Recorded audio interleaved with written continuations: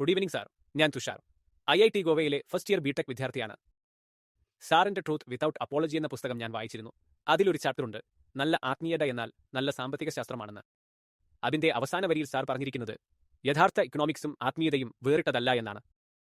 Sir എങ്ങനെയാണ് ഈ നിർവ്വാണവും ആത്മീയതയും ഒക്കെ പണവും ഇക്കണോമിക്സും പോലുള്ള ഭൗതിക കാര്യങ്ങളുമായി ബന്ധിപ്പിക്കുന്നത്? വനനശീകരണം തെറ്റാണെന്നും സാർ പറയുന്നു. എനിക്ക് പോയിന്റ് മനസ്സിലായില്ല. നല്ല ആത്മീയത എന്നാൽ നല്ല ഇക്കണോമിക്സ് ആണ് അല്ലേ? അതെ സാർ. നിങ്ങളുടെ ഏറ്റവും പ്രിയപ്പെട്ട സെലിബ്രിറ്റി കറുത്ത ഡ്രസ്സ് ഇടുന്നു എന്ന് കരുതുക. അവനാണ് നിങ്ങളുടെ പ്രിയപ്പെട്ട സെലിബ്രിറ്റി. Okay sir. അല്ലേ, നിങ്ങൾ അയാളുടെ വലിയൊരു ആരാധകനാണ്. അതൊരു ഫുട്ബോൾ പ്ലെയറോ സിനിമാ നടനോ ആരെങ്കിലും ആകട്ടെ, അവൻ കറുപ്പ് ധരിക്കുന്നു. അതെ സാർ. അയാൾ നിങ്ങളോട് എപ്പോഴും പറഞ്ഞുകൊണ്ടിരിക്കുകയാണ് കറുപ്പാണ് ഏറ്റവും മികച്ചത് എന്ന്. അതൊരു മന്ത്രം പോലെ കൂടെ ചൊല്ലൂ, കറുപ്പാണ് മികച്ചത്, കറുപ്പാണ് മികച്ചത് എന്ന്. നിങ്ങളുടെ മൈൻഡിനെ അദ്ദേഹം കണ്ടീഷൻ ചെയ്യുകയാണെന്ന് നിങ്ങൾ അറിയുന്നേയില്ല. ശരിയല്ലേ? അല്ലേ? മികച്ചത്.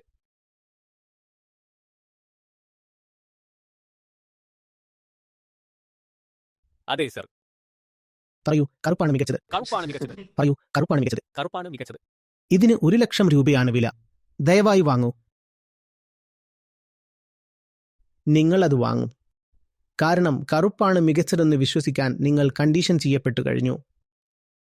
വെറുതെ കറുപ്പായതുകൊണ്ട് മാത്രം 1,00,000 രൂപ നൽകാൻ നിങ്ങൾ തയ്യാറാകും. ബോധമില്ലാത്തപ്പോൾ ഇക്കണോമിക്സ് എങ്ങനെയാണ് വഴിതെറ്റുന്നത് എന്നതിന് ഉദാഹരണമാണിത്. ഒന്നിന് ഒരു നിശ്ചിത വിലയുണ്ടെന്ന് പറയുമ്പോൾ അത് അത്രയും മൂല്യമുള്ളതാണെന്ന് നിങ്ങൾ എങ്ങനെയാണ് തീരുമാനിക്കുന്നത്? അതെ സാർ. കറുപ്പാണ് നല്ലത്, കറുപ്പാണ് നല്ലത്. അപ്പോൾ ഇത് 1,00,000 രൂപ. ഇത് വിൽക്കുമോ ഇല്ലയോ? ഇത് വിൽക്കും. ചൂടപ്പം, ഇത് വിൽക്കും. ഇനി നമ്മൾ വാങ്ങിക്കൊണ്ടിരിക്കുന്ന നിരവധി കറുത്ത മഗ്ഗുകളെക്കുറിച്ച് ചിന്തിക്കുക.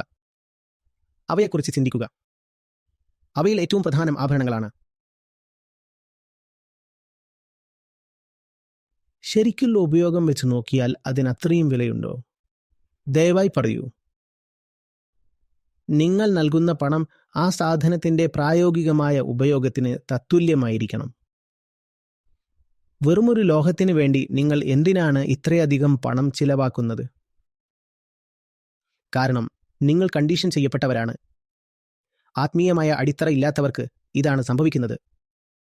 അവരെ എളുപ്പത്തിൽ കണ്ടീഷൻ ചെയ്യാൻ കഴിയും. തുടർന്ന് അവർ തങ്ങളുടെ സമ്പാദ്യം മുഴുവൻ ഈ കറുത്ത മഗ്ഗുകൾക്കായി ചെലവഴിക്കും. 1,00,000 രൂപയ്ക്ക് വാങ്ങാൻ അവ അർഹമാണെന്ന് അവർ കരുതുന്നു. അതുകൊണ്ട് നല്ല ആത്മീയത, നല്ല ഇക്കണോമിക്സ് ആവുന്നത്. ശരിയാണ് സർ.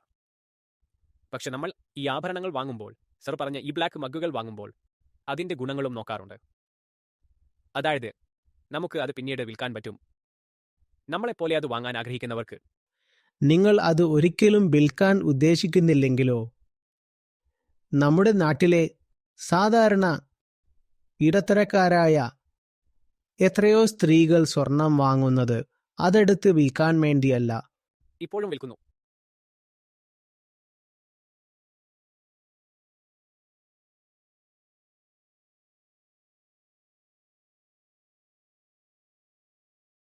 അവർ പറയും ഞങ്ങളിത് വാങ്ങുന്നത്. അവർ എന്തെങ്കിലുമൊക്കെ കാരണങ്ങൾ പറയും. നീ ചോദ്യങ്ങൾ ആവർത്തിച്ചാൽ അവർക്ക് ദേഷ്യം വരും. കാരണം കൃത്യമായ ഒരു മറുപടി അവരുടെ പക്കലില്ല. നിങ്ങളുടെ ജീവിത സമ്പാദ്യം മുഴുവൻ നിങ്ങൾ എന്തിലും നിക്ഷേപിക്കുന്നു. എന്തിനാണ് നിങ്ങളുടെ പണം ഇത്തരത്തിൽ ഉപയോഗിക്കുന്നത്? ഇന്ത്യയിൽ, പ്രത്യേകിച്ച് മഹാരാഷ്ട്രയിൽ ഇത്രയധികം കർഷകർ ആത്മഹത്യ ചെയ്യാൻ കാരണമെന്താണെന്നറിയാമോ? തീർച്ചയായും പല കാരണങ്ങളുണ്ടാവാം. അതിലൊരു പ്രധാന കാരണം ഇതാണ്: പാവപ്പെട്ട കർഷകൻ വിവാഹങ്ങൾക്കും മതപരമായ ചടങ്ങുകൾക്കും വേണ്ടി വലിയ തുക ചിലവാക്കുന്നു. വിവാഹമായാലും മരണാനന്തര ചടങ്ങായാലും ശരി, ഇതിനായി അയാൾ പണം ചിലവാക്കുമ്പോൾ നാട്ടിലെ ബ്ലേഡ് പലിശക്കാരിൽ നിന്നും വൻ തുക കടം വാങ്ങേണ്ടി വരുന്നു. ആ കടം വേഗത്തിൽ പെരുകുന്നു. അതിനിടയിൽ കഠിനമായ വേനലോ അല്ലെങ്കിൽ കൃഷിനാശമോ കൂടെ സംഭവിച്ചാൽ ആ കർഷകൻ പലപ്പോഴും ആത്മഹത്യയിലേക്ക് തള്ളപ്പെടുന്നു. മറ്റു പല കാരണങ്ങൾക്കൊപ്പം തന്നെ ഇതും ഒരു പ്രധാന ഘടകമാണ്. നമ്മൾ എത്ര മോശമായാണ് വസ്തുക്കൾക്ക് മൂല്യം നൽകുന്നത് എന്ന് മനസ്സിലാകുന്നുണ്ടോ? മൂല്യനിർണ്ണയത്തിൽ നമ്മൾ എത്ര ദരിദ്രരാണെന്ന് നിങ്ങൾക്ക് മനസ്സിലായോ? വളരെ വിലപ്പെട്ട ഒന്നിനു വേണ്ടി 100 രൂപ പോലും കൊടുക്കാൻ നിങ്ങൾ തയ്യാറാവില്ല. നിങ്ങൾ പറയും, വേണ്ട, എനിക്കിത് ആവശ്യമില്ല. എന്നാൽ വെറുമൊരു വായി നിറഞ്ഞ ബലൂണിനു വേണ്ടി, ശൂന്യമായ ഒന്നിനു വേണ്ടി ജീവിതം തന്നെ ഹോമിക്കാൻ നിങ്ങൾ തയ്യാറാകും. നിങ്ങൾ പറയും, ഇത് നേടുന്നതിനായി ഞാൻ എന്റെ ജീവിതം മുഴുവൻ ചെലവഴിക്കും. വിവേകമില്ലായ്മയും ആത്മീയ അടിത്തറയില്ലാത്തതും നമ്മെ എത്തിക്കുന്നത് ഇവിടെയാണ്. ആലോചിച്ചു നോക്കൂ. നിങ്ങൾ ഇവിടെയുണ്ട്. തീർച്ചയായും ഇവിടെ ഒരു പ്ലേസ്മെന്റ് ഓഫീസ് കാണും. എല്ലാ IIT-കളിലും സംഭവിക്കുന്നത് തന്നെയാവും ഇവിടെയും. അഡ്മിഷൻ കഴിഞ്ഞാൽ പിന്നെ പ്രധാനപ്പെട്ടത് പ്ലേസ്മെന്റ് ഓഫീസാണ്.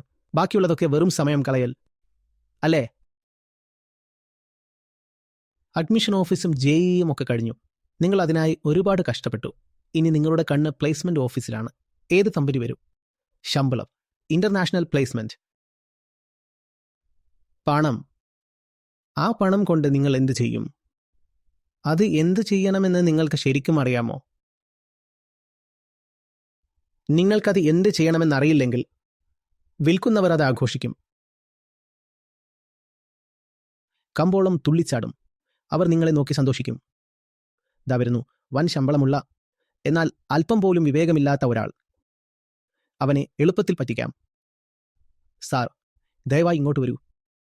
ഇതിന് 1 ലക്ഷം, ഇതിന് 10 ലക്ഷം മിന്നെ അവർക്ക് വീഴ്ത്താം.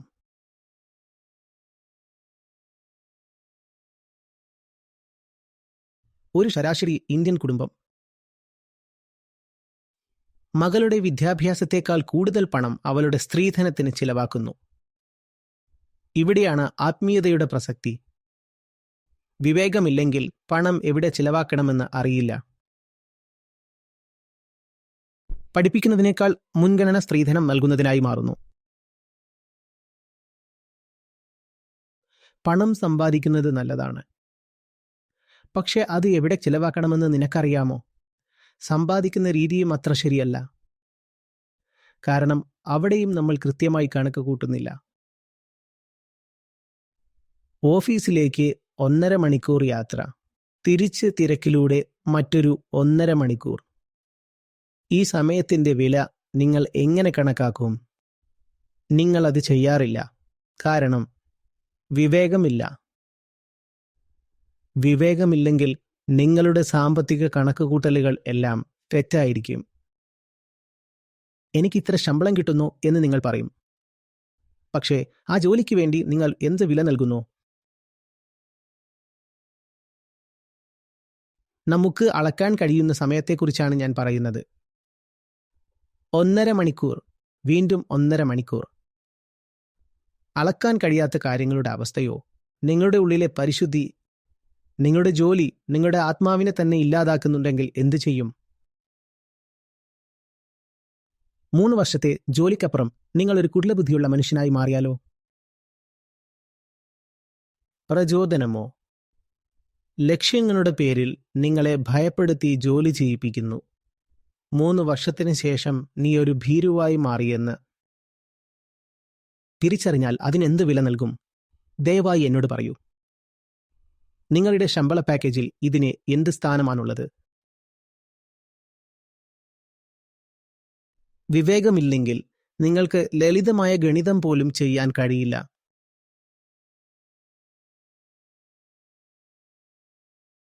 സാർ, ഒരു തമാശയ്ക്ക് പറയട്ടെ. എനിക്ക് സാറിനോടൊരു കാര്യത്തിൽ വിയോജിപ്പുണ്ട്. ജ്വല്ലറിയേക്കാൾ കൂടുതൽ വിറ്റഴിക്കപ്പെടുന്ന മറ്റ് ചില കറുത്ത പാത്രങ്ങൾ കൂടിയുണ്ട്. അതൊന്ന് ദൈവത്തെക്കുറിച്ചുള്ള സങ്കല്പമാണ്. തോക്കുകൾ സമാധാനം കൊണ്ടുവരുമെന്ന് വിശ്വസിക്കുന്നവരാണ് മറ്റുള്ളവർ. ആളുകൾ പള്ളികളിലും ക്ഷേത്രങ്ങളിലും പോയി തങ്ങളുടെ സമ്പാദ്യം മുഴുവൻ സമർപ്പിക്കുന്നു. ഇതിന്റെ ലാഭം എന്താണെന്ന് എനിക്ക് പറഞ്ഞു തരൂ. ദയവായി എന്നെ ഒന്ന് ബോധ്യപ്പെടുത്തൂ. നിങ്ങൾ അന്ധമായി വിശ്വസിക്കാൻ പഠിപ്പിക്കപ്പെട്ടവരാണ്. നിങ്ങൾ അന്ധമായി വിശ്വസിക്കാൻ പഠിപ്പിക്കപ്പെട്ടവരാണ്. അല്ലെങ്കിൽ നിങ്ങൾ അഴിമതിയിലൂടെ ഉണ്ടാക്കിയ പണമാകാം. നിങ്ങൾ ആ പണം മുഴുവൻ ഏതെങ്കിലും ഒരു ആൾദൈവത്തിന് കൊടുക്കുന്നു. ബാബാജി, ഇത് നിങ്ങളുടെ ആശ്രമത്തിനുള്ളതാണ് എന്ന് പറയുന്നു.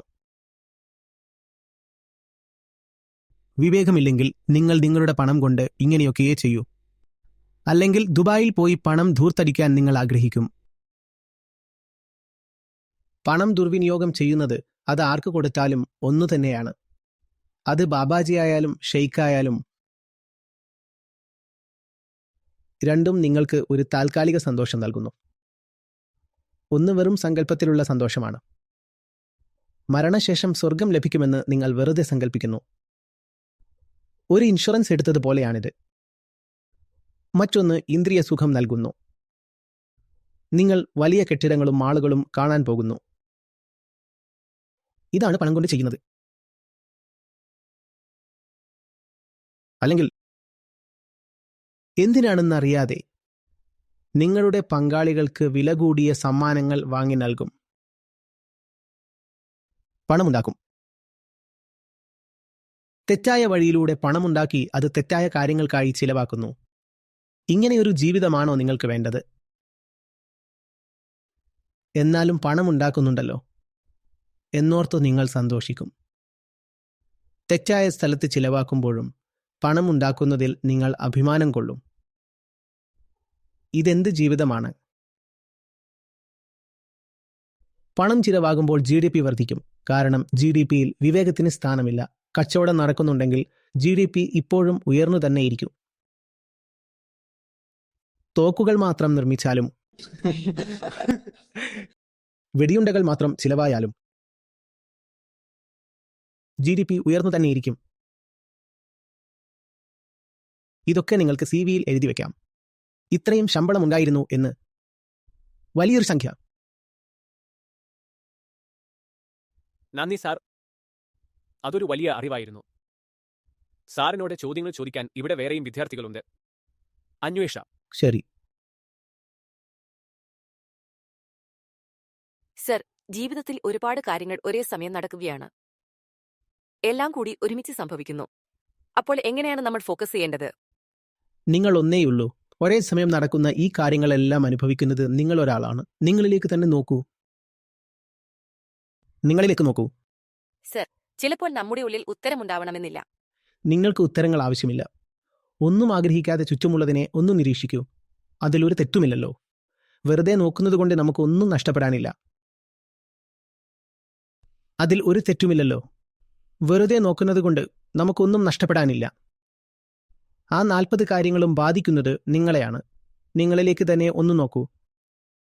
നിശബ്ദമായി നിങ്ങളിലേക്ക് തന്നെ നോക്കൂ. അതിൽ കൂടുതലൊന്നും ചെയ്യേണ്ടതില്ല. സ്വയം വിലയിരുത്താനോ നന്നാക്കാനോ ഒന്നും നിൽക്കണ്ട. എന്താണ് സംഭവിക്കുന്നത് എന്ന് വെറുതെ ഒന്ന് അറിഞ്ഞുവെക്കുക. സാർ പറഞ്ഞ കാര്യങ്ങളെക്കുറിച്ച് എനിക്കൊരു ചോദ്യമുണ്ട്. അഹം ബ്രഹ്മാസ്മി എന്ന് കുട്ടിക്കാലം മുതൽ നമ്മളെ പഠിപ്പിക്കാറുണ്ട്. പ്രപഞ്ചത്തിന്റെ കേന്ദ്രം ഞാനാണ് എന്ന്. ഇത് അഹന്തയാണോ അതോ സ്പിരിച്വാലിറ്റിയാണോ? ഇത് അഹന്തയാണോ ആത്മീയതയാണോ? അത് ഉപനിഷത്തിലെ ഏറ്റവും ഉന്നതമായ വാക്യമാണ്. അതൊരിക്കലും ഒരു കുട്ടിയെ പഠിപ്പിക്കരുത്. ശരിയല്ലേ? അത് കുട്ടികളെ പഠിപ്പിക്കുന്നവർക്ക് ആദ്യം ബോധമുണ്ടാവണം. ആദ്യം തന്നെ കുറച്ച് വിദ്യാഭ്യാസം അർഹിക്കുന്നു. അഹം ബ്രഹ്മാസ്മി എന്നാൽ എന്താണ് അർത്ഥം? ബ്രഹ്മം എന്നത് ഒരു വസ്തുവല്ല. ഒരു കുട്ടിയോട് അതെങ്ങനെ പറയും? കുട്ടിയോട് ഇത് 2 ഗുണം 2 4 എന്ന് പഠിപ്പിക്കുന്നത് പോലെ എളുപ്പമുള്ള ഒന്നല്ല. ഇങ്ങനെ പറഞ്ഞു കൊടുക്കാൻ പറ്റില്ല. സ്നേഹമുള്ള ഒരു ഹൃദയത്തിന് മാത്രം വെളിപ്പെടുന്ന വലിയൊരു സത്യമാണത്. അല്ലെങ്കിൽ അത് വളരെ അർത്ഥശൂന്യമായ കാര്യമാണ്. അഹം ബ്രഹ്മാസ്മി പ്രജ്ഞാനം ബ്രഹ്മ, അയം ആത്മബ്രഹ്മം. നിങ്ങൾ ദിവസം മുഴുവൻ ഇത് ഉരുവിട്ടാലും അതിൽ ഒരു കാര്യവുമില്ല.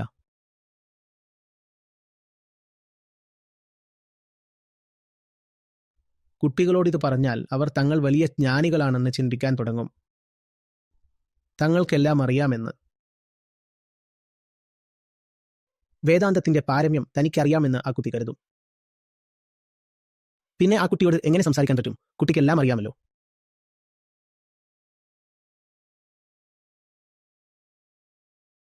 സത്യവും സത്യത്തെക്കുറിച്ചുള്ള വിവരങ്ങളും വ്യത്യസ്തമാണല്ലോ. നമ്മൾ കാണുന്നത് സത്യമാണോ അതോ അതിന്റെ വെറും വിവരമാണോ എന്ന് എങ്ങനെ അറിയും? ആ വ്യത്യാസം എങ്ങനെ മനസ്സിലാക്കും? നിങ്ങൾ ഫാക്ട്സിനെ മാത്രം ശ്രദ്ധിക്കൂ. സത്യത്തിനു വേണ്ടിയുള്ള ആഗ്രഹം തൽക്കാലം മാറ്റിവെക്കൂ. സത്യമെന്നത് നിങ്ങൾ ആരാണെന്ന് മനസ്സിലാക്കി സമീപിക്കാവുന്ന ഒന്നല്ല. സത്യത്തിനു വേണ്ടിയുള്ള ആഗ്രഹം പോലും ഒരുതരം അഹന്തയാണ്. അത് മാറ്റിവെക്കൂ. ഫാക്ട്സിൽ മാത്രം ശ്രദ്ധ കേന്ദ്രീകരിക്കൂ. നിങ്ങളുടെ ഉള്ളിലും പുറത്തുമുള്ള കാര്യങ്ങളെ സത്യസന്ധമായി കാണൂ. ഉള്ളിലെയും പുറത്തെയും കാര്യങ്ങൾ. അപ്പോൾ സത്യം തനിയെ വെളിപ്പെടും. സത്യമെന്നത് ഒരു ആശയമോ സങ്കല്പമോ ഒന്നുമല്ല. അതൊരു വാചകമോ അല്ലെങ്കിൽ കയ്യിൽ പിടിക്കാൻ കഴിയുന്ന ഒന്നോ അല്ല. അത് നിങ്ങൾക്ക് ആഗ്രഹിക്കാൻ പോലും കഴിയുന്ന ഒന്നല്ല. അതുകൊണ്ട് സത്യത്തെ മറക്കൂ. പകരം ഫാക്ട്സിൽ ശ്രദ്ധിക്കൂ.